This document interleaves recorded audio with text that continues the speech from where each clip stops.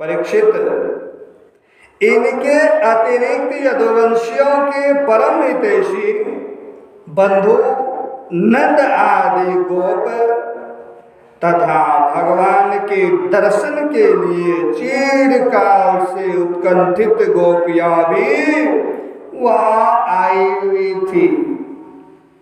यादवों ने सबको देखा। परीक्षित, एक दूसरे के दर्शन, मिलन और वार्तालाप से सभी को बड़ा आनंद हुआ। सभी के हृदय कमल एवं मुख कमल खिल उठे। सब एक दूसरे को भुजाओं में भरकर हृदय से लगाते।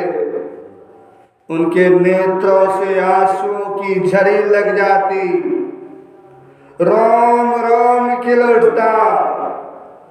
प्रेम के आवेग से बोली बंद हो जाती और सबके सब आनंद समुद्र में डूबने उतरने लगते।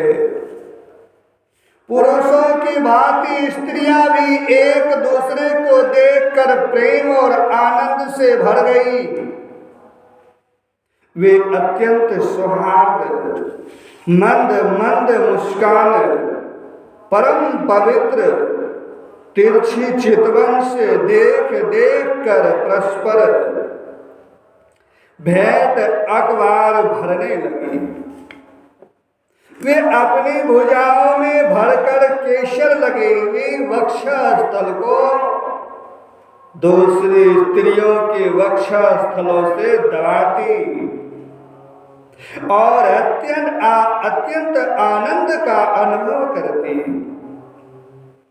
उस समय उनके नेत्रों से प्रेम के आंसू छलकने लगते।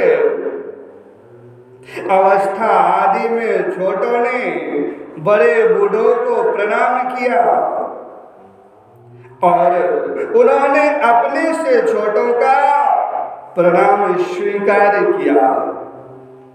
वे एक दूसरे का स्वागत करके तथा कुशल मंगल आदि पूछकर फिर श्री कृष्ण की मधुर लीलाएं आपस में कहने सुनने लगे।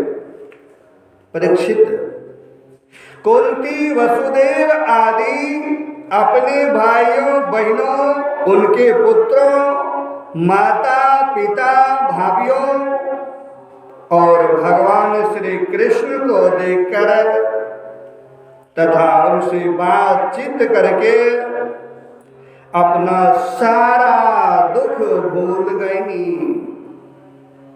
कुंती ने वसुदेव जी से कहा, भैया, मैं सचमुच बड़ी अभागिन हूं। मेरी एक भी साध पूरी न हुई।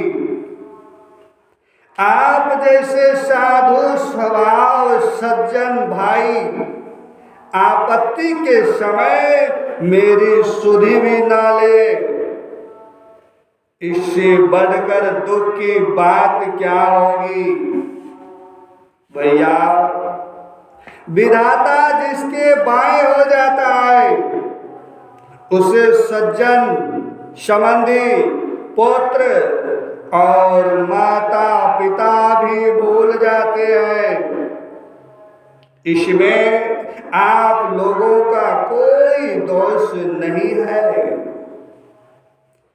वसुदेव जी ने कहा अपनी बहन से, बहन, बुलाना मत दो, हमसे विलग न मानो। सभी मनुष्य देव के खिलौने हैं। यह संपूर्ण लोक ईश्वर के वश में रहकर कर्म करता है और उसका फल भोगता है। बहन, कंस से सताए जाकर हम लोग इधर उधर अनेक दिशाओं में भागे हुए थे। अभी कुछ ही दिन हुए ईश्वर कृपा से हम सब पुनः अपना स्थान प्राप्त कर सके हैं। श्री सुखदेव जी कहते हैं राजा परीक्षित से, परीक्षित